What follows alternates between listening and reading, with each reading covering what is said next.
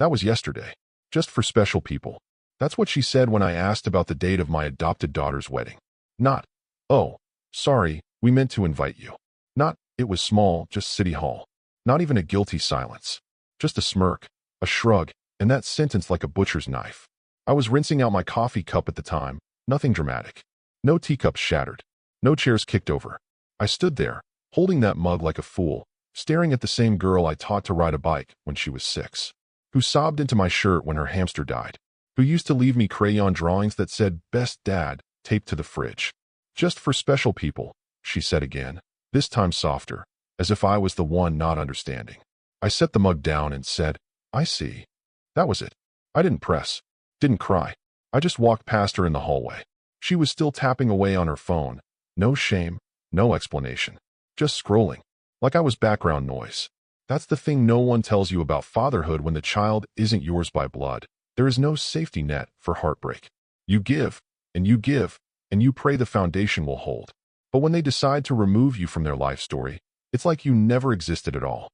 Erased, not even with malice, just casual dismissal. She'd moved out a few years back, but her wedding prep had been a rotating door of requests. Can you co-sign this lease? Dad, do you think we can use your backyard for engagement photos? I might need help with the deposit for the venue. And like a damn fool, I helped. Every time. I thought it meant something. I went upstairs that night, sat at my desk, and opened the folder on my computer labeled Cassie, wedding. Photos she'd emailed. Venue ideas. A PDF scan of the receipt I'd paid for to reserve the place she ended up using. I selected the folder and hit delete. Then emptied the trash. No drama. No final words. Just gone.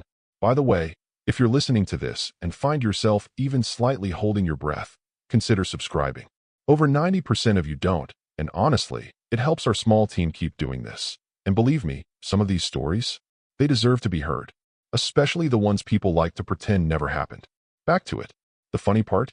She didn't even notice the shift. The next day, she texted me a meme. A meme. Some corny joke about marriage and pizza. Like nothing happened. Like I hadn't been absent from the most important day of her life. I replied with a thumbs up. And then I stopped replying altogether. You know what they say about boiling water. It reveals who's pasta and who's potato. Cassie, she thought she was the chef. Thought she was in control. But the second I stopped being the guy who always answered, always paid, always forgave, she didn't know what to do with me. Not right away. That would come later. No, first came silence. Then came a slow-building confusion. And behind her silence, a growing arrogance, I imagine. She thought I was sulking, that I'd eventually get over it. But I wasn't sulking. I was calculating.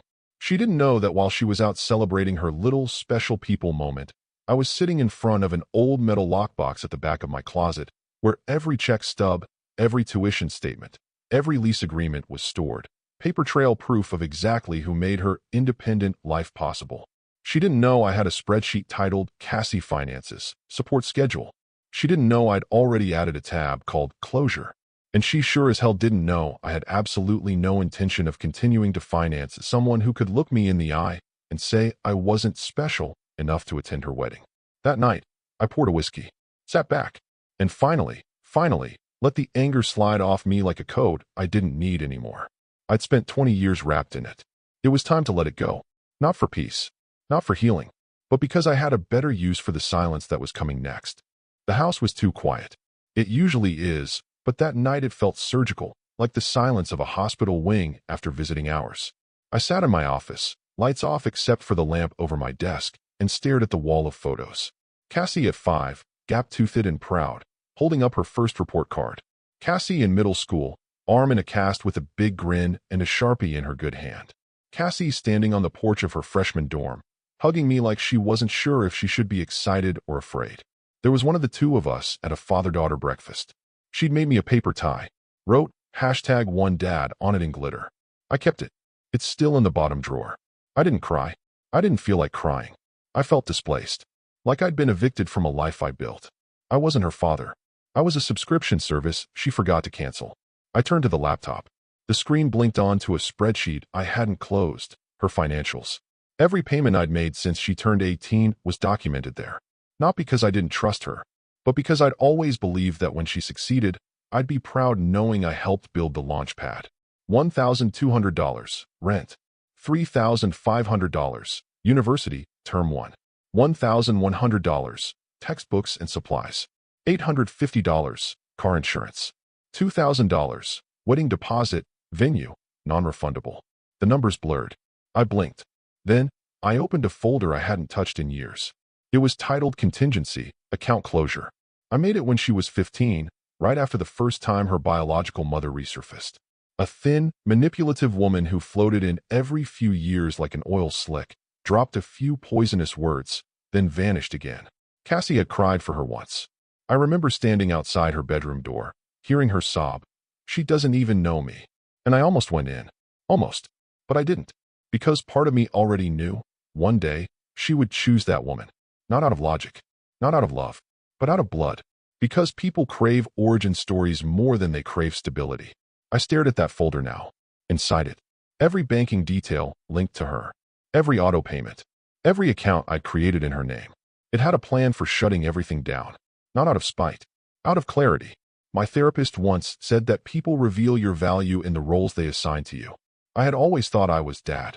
Turns out, I was funding. I didn't touch the phone. No text. No warning. This wasn't revenge. I wasn't angry enough for that. This was math. Balance sheets. Roy. I started the process. Step 1. Unlink the tuition autopay. She'd just finished midterms. There'd be a lull before the next payment window. Good timing. Step 2. Schedule closure of the joint credit card. I'd only ever used it for emergencies. She hadn't noticed it was in my name. Step 3. Switch the utility bills on her apartment, currently linked to my bank, from auto to manual. Let the due date knock on her door for once. Each checkbox gave me, not pleasure, but calm. It was the first time in years I wasn't reacting emotionally. No guilt. No overcompensating. Just a steady, quiet unraveling of dependency. She would feel it, but not immediately, and not loudly. That was the point. Because if she'd chosen to exclude me from the moment that defined her new life, then I was choosing to exclude myself from the machinery that propped it up. I didn't slam any doors. I didn't post a bitter status. I didn't even tell anyone. But that night, a man who once thought fatherhood was a promise realized it had been treated like a contract, and one party had defaulted. I closed the laptop, stood up, stretched, and for the first time in a long time, I slept like I wasn't waiting for a call that never came. Sunday brunch. Rustic French place in a gentrified corner of the city. Edison bulbs, overpriced eggs, too many mimosas. Cassie and her new husband, Jeremy, are sitting at the head of a long reclaimed wood table, surrounded by people who now qualify as family. Not that I was ever introduced to most of them. I recognize her biological mother across the table. Hair tighter, nails longer, posture dripping with performance. She's finally getting to play the part she abandoned decades ago. I wasn't invited, of course, but I saw the pictures. They were all over Jeremy's aunt's Facebook page the next morning. She tagged me by accident in one photo, then untagged it. But the damage was done. Or maybe the clarity was. The brunch took place 1 week after the wedding. I'd known it happened. Cassie hadn't even bothered to hide it, not really. But the tone of that brunch, the giddy confidence with which they erased me from the timeline, that hit different. Jeremy stood up, mimosa raised, wearing the kind of unearned confidence only men who marry into legacy think they're entitled to. To family who always believed in us, he said with a grin. Everyone clapped. Cassie stood, glass in hand, and added, to people who never let us down. The biological mother gave a smug nod, as if the lines had been rehearsed. Maybe they had. Maybe this whole brunch was less about celebration and more about rewriting history while the ink was still wet. Cassie looked around like a queen surveying her loyal court. Everyone was smiling. Everyone except one. Jeremy's aunt, Joan, I think her name was, sat halfway down the table. Older than most, more observant. She clapped politely, but something in her eyes didn't match her hands. While the rest launched into laughter and inside jokes, she quietly reached into her bag and checked her phone. I know because in one of the brunch photos, her screen is just barely visible. Zoom in. Enhance. You'd see she was scrolling through old social media posts. My posts. A birthday card Cassie drew me when she was 7. A photo of us in a canoe. Me standing in the rain at her high school graduation, soaked but smiling like an idiot while she held the diploma. She pulled up one more image. It was an old one. Cassie holding a moving box, me behind her in a campus parking lot. She'd captioned it, "Wouldn't be here without him." Funny how fast people forget their own words. Joan locked her phone, then unlocked it again. Her fingers typed something. A short message. A link, maybe a screenshot. And she sent it. Not to Cassie. Not to the mother. To someone else. That's the moment something shifted. Not in the brunch. Not in the party. But outside of it. The story had been too smooth. Too curated. And someone at that table finally noticed the smudge in the corner of the painting. Meanwhile, I was home, alone, sipping burnt coffee and trying to decide whether to clean out the garage or throw my phone into the river. I didn't know about the toast until later.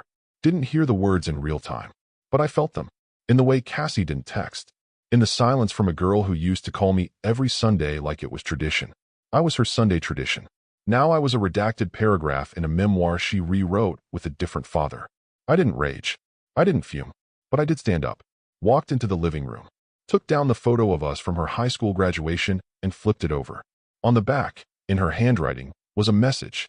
To the only man who ever showed up. I stared at it for a while. Then I slid the frame into a drawer. Some memories you keep. Others you bury alive. But what I didn't know was that while I was trying to forget, someone else, someone unexpected, had just started digging. Joan wasn't a gossip. She wasn't a meddler or one of those wine-sloshed ants who hover too long around family drama just to stir the pot. She was the kind who watched, noticed, filed things away. A librarian of uncomfortable truths. And something about that brunch didn't sit right with her. She had no horse in the race. No need to care, really. But that toast?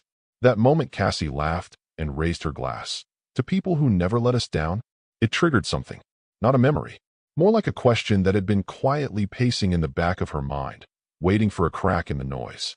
Later that evening, alone in her condo with a cooling cup of chamomile tea, she opened her laptop. She wasn't sure what she was looking for, just following a hunch, the same way you double-check your locks even when you know you closed the door.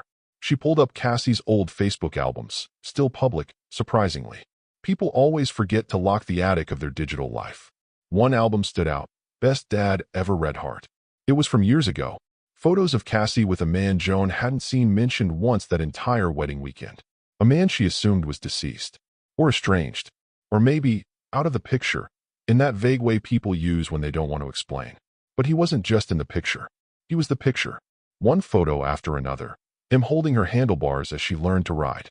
Him bandaging her scraped knee. Him dropping her off at college with an overstuffed duffel bag slung over his shoulder. Birthday parties, school plays, a shot of the two of them in the snow, building what looked like the worst snowman ever constructed by human hands. She pulled open another tab and searched his name. It didn't take long. LinkedIn. Old donation records. A GoFundMe from years ago where he'd helped pay for a classmate of Cassie's to study abroad. Anonymous donation, but she'd tagged him in the thank you post. Joan sat back, hands steepled under her chin. Then she opened her email. She typed in her brother's name, Greg, the groom's father. Subject, did you know? The body of the email was short. Did you know her adopted father paid for her college? Her apartment? Her wedding venue deposit? That man who raised her never got a mention. Not even once. Look at these. She attached screenshots. One of the graduation photo. One of a bank wire Cassie had publicly thanked him for 2 years ago, tuition covered in full. Then a final attachment. A photo of Cassie, age 8, hugging him with her arms wrapped around his neck. The caption read, "He says he's not my real dad. But real doesn't always mean blood." She hit send. Greg replied 2 minutes later. Wait, he paid for everything? I thought she was independent. That's what her mom said. Joan didn't answer right away. She was still scrolling through Cassie's engagement photos, the ones she'd sent around in a group email that included half the damn planet, but not the man in those childhood photos. Joan typed, "So who exactly was special enough to be invited to the wedding?" No response came. Because really, what was he going to say? The truth was starting to itch under the surface. A man had built an entire foundation, and these people danced on the roof pretending he wasn't holding the damn structure together. Joan wasn't angry, not yet, but she was curious. And curiosity, in the right hands, becomes a knife. She clicked through to Cassie's recent photos. No sign of her father. No mention. No tag. Erased. And something about that struck Joan as more than disrespectful. It was deliberate. Like someone had decided long ago that he didn't fit the image Cassie wanted to project. Not at her brunches. Not in her storybook wedding. Not in her social climbing life. But facts don't vanish just because you hide them. And Joan had just started flipping through the pages they tried to tear out. The call came on a Tuesday morning. I was pruning the shrubs in the backyard. I remember that because my hands were in soil when the phone buzzed, and for a brief moment, I actually thought about letting it go to voicemail. Cassie's name flashed on the screen. No, hey Dad. No context. Just, hey, the rent bounced and tuition's overdue. Did you forget to transfer it? Not a greeting. Not a trace of warmth. Just a command wrapped in a question, as if I were payroll and my delay had inconvenienced her busy social calendar. I wiped my hands on my jeans, answered calmly. Didn't I tell you? A pause on the line. Tell me what? That I was stepping back. I could hear the frown in her silence. A slight huff of confusion, like she'd misheard or maybe thought I was joking. She gave a little laugh. Tight. Nervous. Fake.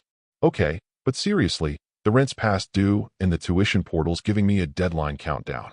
Can you just do it while I'm on the phone? I looked at the garden. The tools by my feet. The morning sun rising against the wooden fence I built with my own hands back when she was 10 and wanted a dog. I remembered her sitting there, paintbrush in hand, helping me stain it with a color she picked. Dusty earth. I'd been dust. And she'd moved on. Cassie, I said slowly, I told you. I'm stepping back. But why now? She asked, her voice a little higher, trying to slip into that old tone, the one she used when she wanted a favor in high school. Is this about the wedding? I didn't answer. She pushed harder. Come on. We've always handled this like adults. You know I'm good for it. That sentence was so absurd I actually smiled. Good for it. I repeated, not mocking. Just stunned. Cassie, when have you ever paid me back? She was quiet. And then, defensive. I didn't mean like that. I mean I appreciate everything you've done. You know I do. Appreciation. The kind that forgets your name at the toast. The kind that doesn't include you in the invite list. The kind that never mentions the man footing the bill when listing who always believed in us. Look, she continued, I just need a little help this month. We're stretched thin after the wedding, and Jeremy hasn't gotten his full commission yet. I said nothing. Let the silence breathe. She filled it. You're being petty. Still nothing. You're punishing me. That's what this is. You want me to say sorry so you can feel like you've got the high ground. And there it was, the default defense of people who think love equals obedience. I took a breath. Not angry. Not emotional. Just done. I'm not punishing you, I said. I'm removing myself from an equation that doesn't need me. She tried to laugh again, but this one cracked halfway through. Okay, I get it. You're mad. You've made your point. I didn't say another word. She added quickly. But just this once, can you transfer the rent? I don't want to deal with the landlord on top of all this. I'll fix it later. I hung up, and then I blocked the number. Not in anger. In liberation. See, a line isn't always drawn with a shout or a slammed door. Sometimes it's quiet. A single decision. A calm boundary finally enforced after years of being nothing more than a concept. Cassie would realize soon enough, the money was never automatic. It just flowed like water, until the man who built the well decided to walk away. And the faucet stayed dry. The next call came 2 days later. Different name. Same tone. This time it was her biological mother, Sabrina. A voice I hadn't heard in almost 5 years. Not since the last time she dropped by unannounced and left a trail of perfume, lies, and judgment behind like cigarette smoke. Hey, she said, all falsely upbeat. Long time. Hope I'm not catching you at a bad moment. I doubt that's ever stopped you before, I replied, dry as dust. She gave a thin chuckle. Okay, fair enough. Look, I'm just calling to talk. About Cassie. Of course you are. There was a pause. I imagined her biting a perfectly manicured nail, wondering how to start the performance. She went with something soft. They always do. She told me you've pulled back. Canceled things. I didn't respond. She's really upset, she continued. She thinks you're punishing her over a misunderstanding. And there it was, the framing. Not betrayal. Not abandonment. Just a misunderstanding. As if forgetting to invite the man who raised your child to her wedding was a scheduling error. I leaned against the kitchen counter, looking out the window at the bird feeders swaying in the breeze. A cardinal landed. Pecked once. Flew off. Even birds know when to leave something empty. I'm not punishing her, I said slowly, measuring every word. I'm correcting one. Silence on the other end. Then the scoff. Oh, come on, she snapped, dropping the warm act like a broken mask. This is so beneath you. She was nervous, okay? She didn't think you'd want to come. Nervous, I repeated flatly. So instead of asking, she erased me. She didn't erase you, she insisted. She just didn't want to make things uncomfortable. You know how complicated it's always been, between us. Ah, there it was. Us.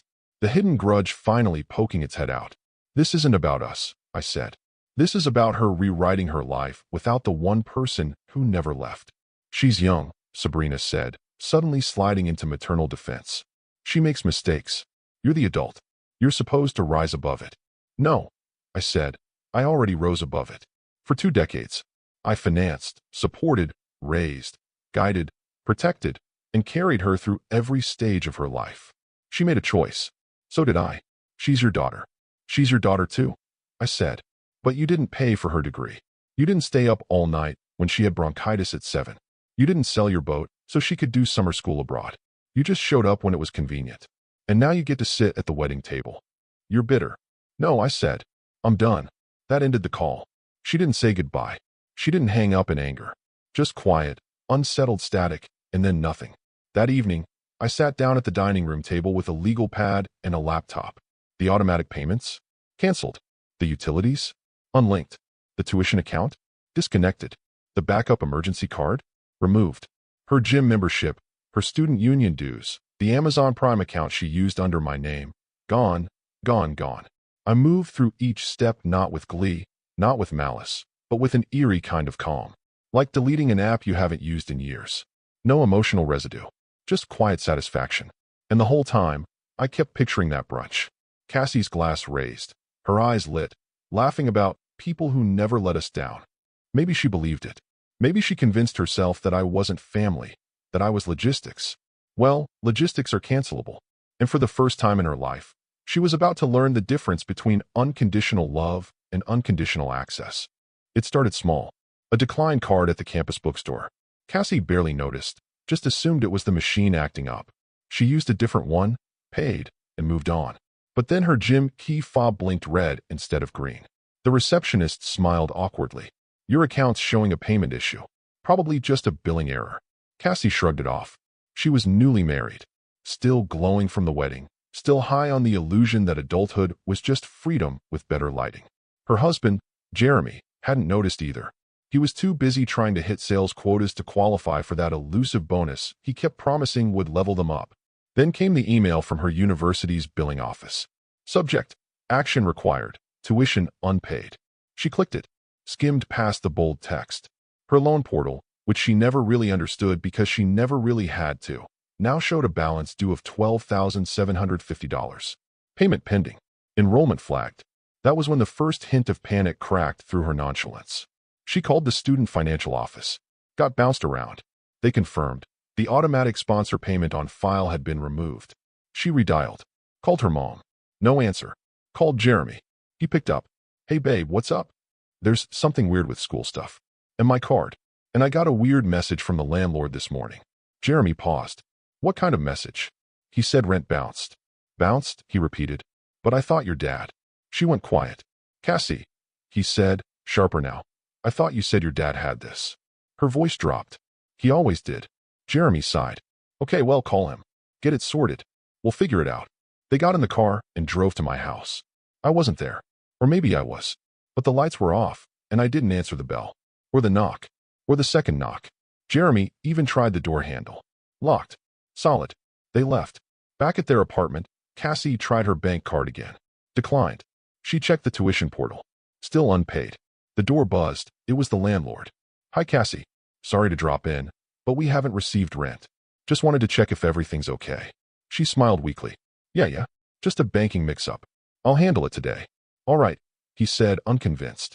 Just wanted to give a heads up. Policy says I've got to start late notice paperwork if it's not in by the end of the week. She shut the door and stood there, staring at nothing. Jeremy came out of the bedroom, holding his phone. Well, he didn't answer, she said. Did you leave a message? No. He's not picking up. And I think he blocked me. Jeremy blinked. Wait, what? She nodded slowly. Jeremy's expression darkened. This is bad, Cass. Real bad. We don't have money for both rent and school right now. And I'm not getting my commission for another 6 weeks. I didn't think I needed to worry about that yet, she said. Her voice was smaller now. He always handled the payments. Yeah, but why would he stop? She couldn't answer. Because no one warned her. No one prepared her for a world where I wasn't the automatic fix. Where I wasn't the invisible current carrying her forward. Her safety net was gone. Not cut. Just removed. And as she stood in her apartment, realizing that her life was built on credit she assumed would never expire, the quiet truth started seeping in. There was no backup plan. because she'd already burned the only person who was the plan. And now, she'd have to pay the full price of pretending I didn't matter. Joan didn't move fast. That wasn't her style. She wasn't one for impulse or confrontation. But once she saw the pattern, once the toast, the photos, and the silences lined up, she couldn't pretend anymore. Something about it felt ugly. So she waited. She waited until Cassie's curated glow from the wedding weekend wore off. Waited until her phone buzzed one too many times with Cassie's vague updates that always danced around real subjects. Waited until Jeremy, her nephew, called her to say, "Hey, Cassie's a bit stressed, not sure what's going on." Something about her dad being weird. That was the door Joan had been waiting to walk through. She called him that evening. No preamble. "You need to know what you married into." Jeremy paused. "What?"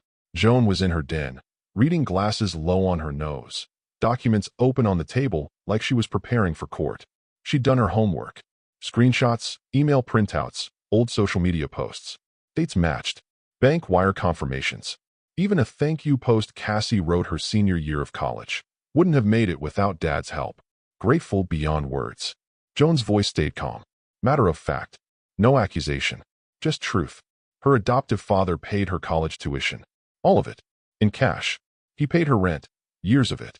Helped co-sign on her car. Her apartment. I even found the deposit receipt for the wedding venue. His name's on it. Jeremy didn't speak. She blocked him. Joan continued. Or at least ghosted him. Didn't invite him to the wedding. Didn't mention him at the brunch. Hell, didn't even make a toast to him. Just erased him. Silence. "You married someone," she said slowly, "who cut off the man who made her life possible. Not because he hurt her. Not because he failed her. But because he didn't fit the image she wanted." Jeremy cleared his throat. "Are you sure about all this?" "I've got records, Jeremy. This isn't gossip. This is numbers, receipts, timestamps." Another pause. Then, quietly, he said, "She told me her dad was distant. That they were never close. That he didn't really support her emotionally." Joan exhaled, but didn't laugh. Didn't even raise her voice. "She told you what she needed you to believe to justify what she did. But if you want to know who raised her, who fed her, who answered every call for help, look at who stopped paying the bills last week, and suddenly her whole world started cracking." Jeremy sounded smaller now. "Why are you telling me this?" "Because I sat through that brunch," she said, tone finally tightening. "And I watched you toast the people who never let you down. And saw a man who gave 20 years of his life to your wife get treated like a footnote." Jeremy said nothing. "You should know who you married," Joan said. "Not the version she curates. The version she buries." He muttered, "I need to think." "I'd hope so." She didn't say goodbye. Just ended the call, closed her laptop, and turned off the light. Miles away, Jeremy sat alone on the edge of his bed, phone still in his hand, staring at the floor. The version of Cassie he thought he knew. The strong, self-made woman, the loyal daughter who overcame odds, had a crack running through her now. A deep, sharp one. And once you see the fracture, you can't unsee it. And though he wouldn't say it out loud, not yet, something in his stomach turned. Not anger, not heartbreak, just disgust. Not at the lie, but at how easily he believed it. He didn't slam the door. He just said, "I need some air," grabbed his keys, and walked out. No wallet, no bag, no jacket, just gone. Like he didn't expect to be long, but somehow already knew he wouldn't be coming back. Cassie stood there for a full minute after the door clicked shut, staring at the grain of the wood like it might whisper something back to her. Her phone was already buzzing in her hand, as if reflexively trying to summon him back. First a message, then another. "Jeremy, just talk to me. This is getting out of hand. I didn't lie. I just didn't tell everything. Please come back." No reply. She called. Straight to voicemail. By midnight, she had tried 3 more times. The last voicemail was quiet, shaky. "Please." I didn't know how to explain it. I thought it didn't matter anymore. At 2:17 a.m., there was a knock at the door. It wasn't Jeremy. It was her mother. Sabrina walked in without waiting for an invitation, holding a full leather handbag and a stack of self-righteousness. Her voice was sharp the moment she opened her mouth. "I told you this would happen if you didn't control the narrative," she said. "You let that ant dig around. Now look, he's gone." Cassie didn't answer, just stood in the kitchen, arms crossed, phone gripped tight in one hand. "Mom," she said quietly, "why didn't you tell me what he did for us?" Sabrina blinked. "You knew he paid my tuition. You knew he covered rent. You let me walk into that wedding pretending I was self-made while he," her voice cracked, "while he was paying for the venue. Sabrina's mouth flattened into a cold, unapologetic line. Because I didn't want to share credit. The sentence hung in the air like a lit match. I raised you too, she said. You think he's the only one who sacrificed? I didn't want people thinking he was the hero, and I was just the woman who gave birth and disappeared. But you did disappear. I came back. When it was convenient. Sabrina didn't deny it. You told me he didn't care. That he was controlling, distant. That he didn't show up for your custody hearings. Sabrina's face tightened. I needed you to trust me. No, Cassie said, voice rising. You needed me to rewrite the story so you wouldn't look like the villain. So he could be the disposable one. I didn't make you block him. I didn't make you exclude him from your wedding. No, Cassie said, tears starting now, hot and furious. You just made it easy. They stood there in the dim kitchen light. Two women, both realizing they'd crafted a narrative so carefully that neither of them knew what was true anymore. Except the fallout. That was very real. Jeremy still hadn't come home. Her tuition was still unpaid. Her rent still overdue. And the one man who'd quietly held every piece of her life together had simply disappeared. Not in rage, not in drama, but in precision, like a pillar removed from under a stage no one knew needed it. The show had gone on for years, and now the floor was caving in. It arrived on a Thursday morning, slid under the apartment door like a ghost slipping in on cold air. No stamp, no return address, just her name, in firm block letters, centered on the envelope. Cassie bent to pick it up, the way someone reaches for bad news, slowly, but with no illusions. Inside, a check. $1. She stared at it, confused for a beat. A joke? A scam? Her mind fumbled for context, until she saw the note, printed on crisp ivory paper in that same unmistakable typeface. Formal, neat, like something prepared for court. Payment for services rendered. 2 decades of unconditional love. Now settled.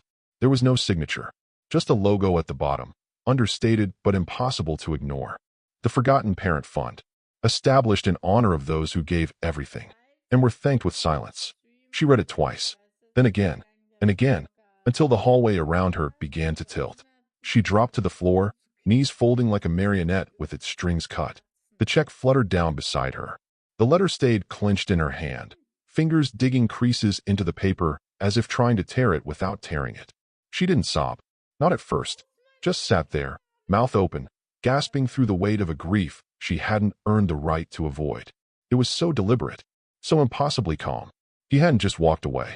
He'd memorialized his absence, turned it into a cause, a movement, a message, a quiet monument to every man who raised a child not born of his blood, only to be edited out of the final act. And she had no reply. There was no one left to call. Jeremy hadn't returned, not even to collect his things.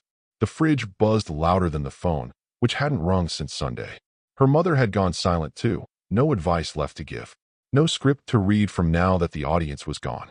Cassie sat there, eyes red, palms pressed to her face as if she could hold the collapse in with pressure alone. She whispered his name once, like saying it could rewind something, anything. But there was no reply. Only the distant hum of the city outside, oblivious to the breaking of a woman who thought loyalty was disposable, who thought love was a faucet she could turn on and off. She had spent years believing she was the center of someone's world. And now, she didn't even orbit it. The $1 check lay there like a tombstone. Proof that some debts can never be repaid. Only settled. And some people, when they finally let go, they never come back.